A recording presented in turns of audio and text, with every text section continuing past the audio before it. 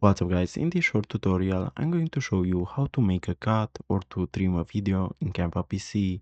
So the first thing that you need to do is to bring the video to the timeline, like so. Then what you want to do is to bring your cursor to the point when you want to start the cut. For me it's this point.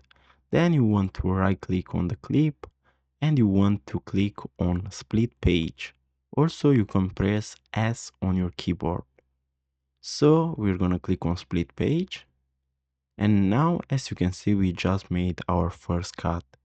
Then if we want to delete, for example, this part, we are going to make another cut right here.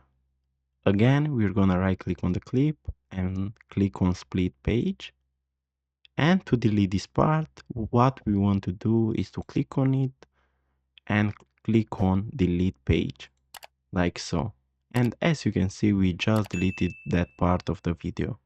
So guys, this was the tutorial. Thanks for watching and don't forget to like and subscribe to the channel.